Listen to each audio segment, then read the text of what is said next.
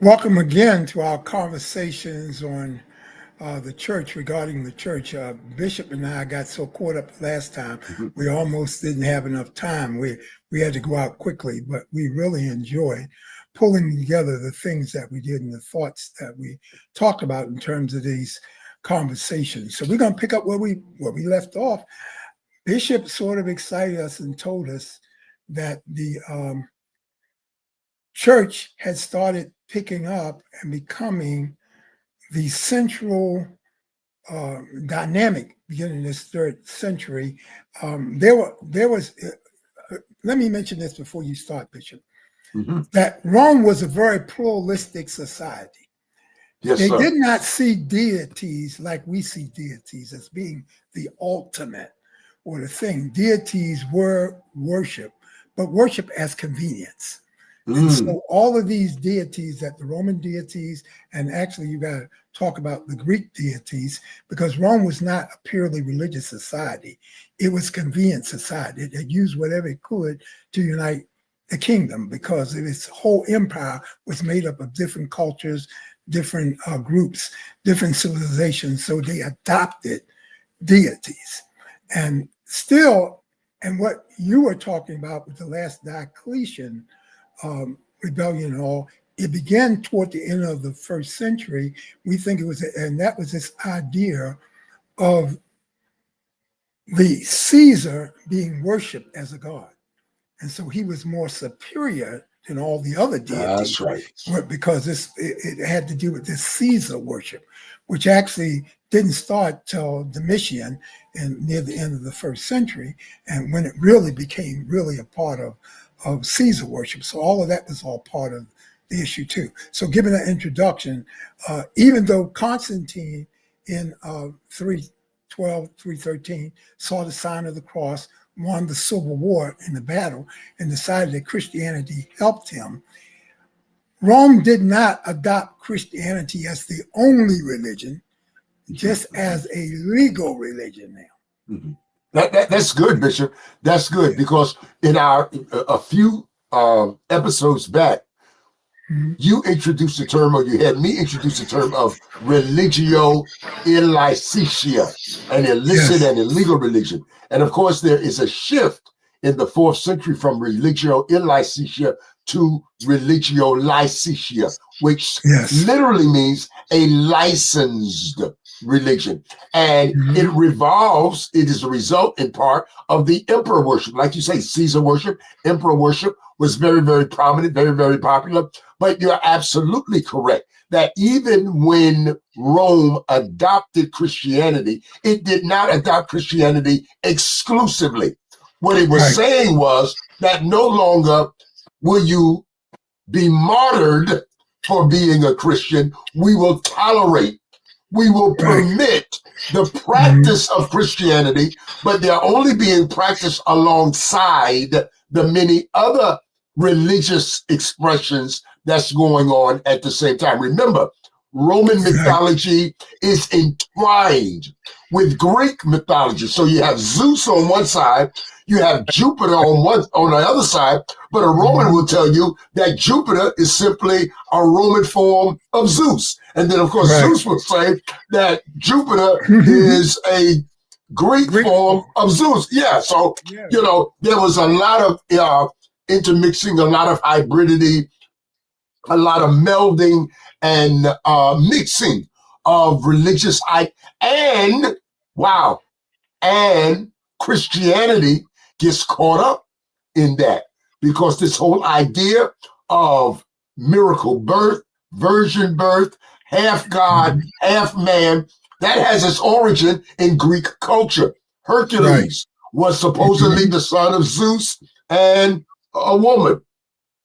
Same thing in Roman culture. And so Christianity, and I know I'm being probably overly academic here, the question Okay. becomes, are our doctrines pure or were they impacted by some of the Greek and Roman mythology that was available at the time that may have integrated its way into the theology and the doctrine of Christianity? Because certainly the whole idea of the 25th of December being Mm-hmm. a day when the God-man was born. That didn't originally have to do with Jesus. That had Right. to do with Roman mythology. And so it's an interesting conversation to have as to the degree that Christianity influenced Roman Empire, but the degree that the Roman Empire influenced Christianity. You're so right, Bishop. And let me just add on here. Here's where we have a problem when we talk about all these pagan holidays and religion.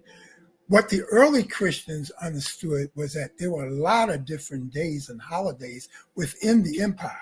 They put theirs in the middle of all of these and wanted Sure. to celebrate their holiday.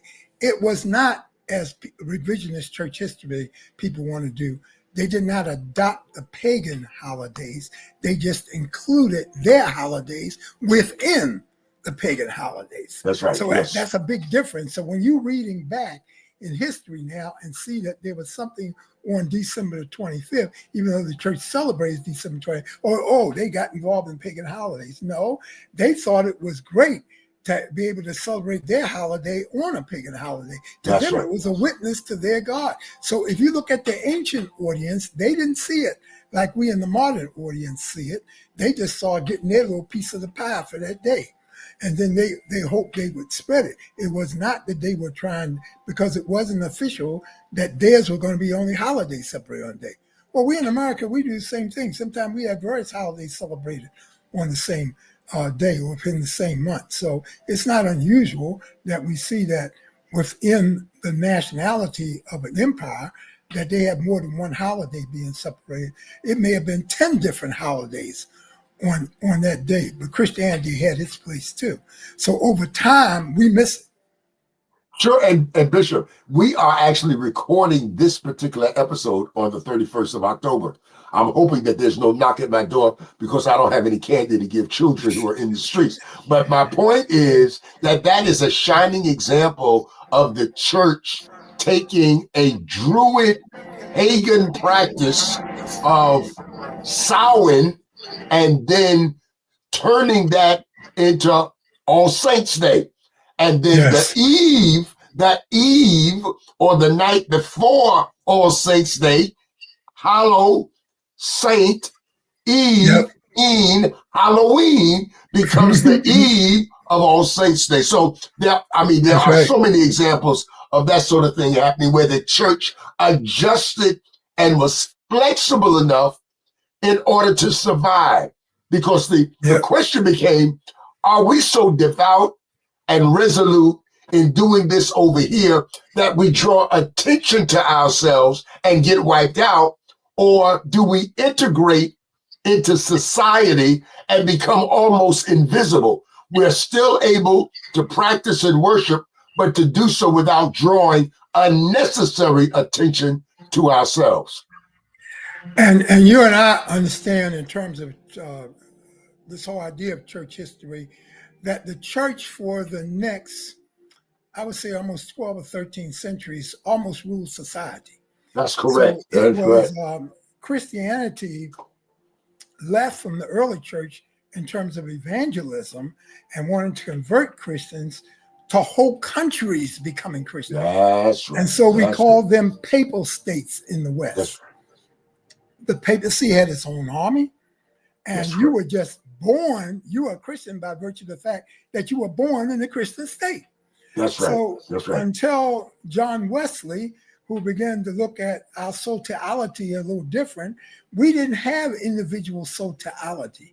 We That's were right. practicing sacraments and the fact that you were born in a Christian state or country, you were automatically a Christian when you were born. So there was no Sure. conversion being done for many centuries. So that's part of the struggle in the church too. I have always been amazed at this transition to personal piety, which is one of the results of the Protestant Reformation. Up until that time, you're absolutely correct, Bishop. You were saved because of the people you were attached to. It was communal salvation. The whole That's idea of personal piety doesn't appear until late in the second millennium of Christianity.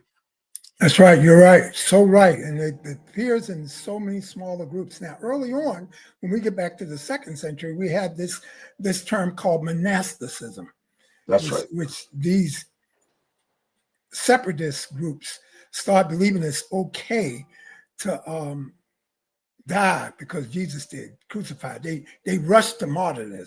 And then they separated themselves to go out to the desert and get away from society. When Jesus' point was we should impact society, not separate from society. But there was a whole group who felt like this world was so evil, we need to go out in the desert and separate. So they became monastic. That's where we get the term monks from.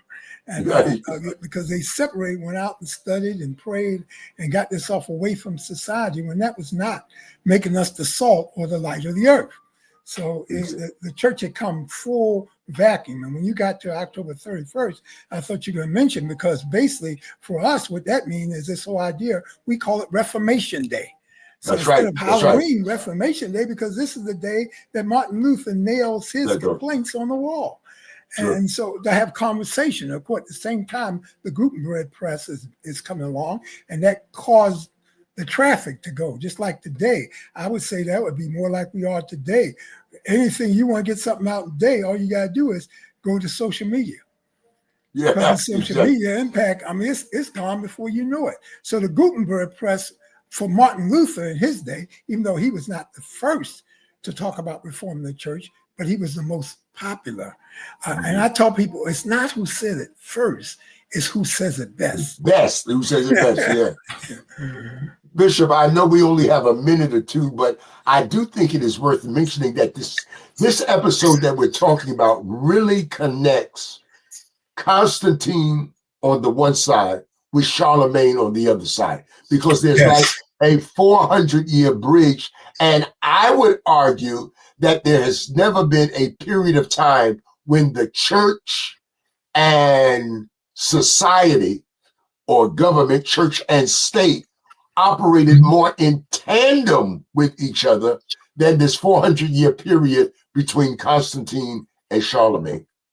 You're right, Bishop. I know our time is about out, but we're going to talk more about this, because this whole geopolitical atmosphere that we're in today sort of mirrors that 400 years that the church was in. It got so important. The Pope, and we need to talk about the development of early church government, because you mentioned it in the very first episode that we had of talking about the origin of the episcopacy and the ecclesia, because we can both talk about that from the second century and talk about the fact that that was the earliest form of church government.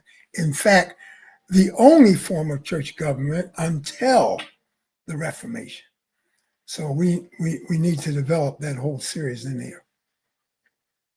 Great. Well, I look forward to it. I look forward to it too. We got a few more minutes. I think we can hammer in a minute or two to just. So then let me just jump back in, because on the one end we have Constantine, who, while some would say he adopted Christianity, I would say he used Christianity. He manipulated Christianity. He sought a convenient way to use Christianity as a tool to govern the masses and to continue the pyramid structure of oppression. Now, on the other end, we have Charlemagne. And of course, the great achievement of the church at that point is, from that point forward, no king, no ruler could even consider themselves legitimate or valid unless they were endorsed by the church. And so from 800 right on up until the 14th and the 15th century, we have this partnership of church and state. Of course, Charlemagne came to the rescue of the Pope, put him back on the throne. And of course, in exchange for that, the Pope announces Charlemagne as the first of the Holy Roman Emperors. Now, that line of Holy Roman Emperors would last for the next 700 years. It does not subside until we get to the Napoleonic Wars with Napoleon, 17th and 18th century. Boy, that is so good. We're going to finish that next time. I know you're enjoying this, and just let us know how you're enjoying it. And we look forward to the next session.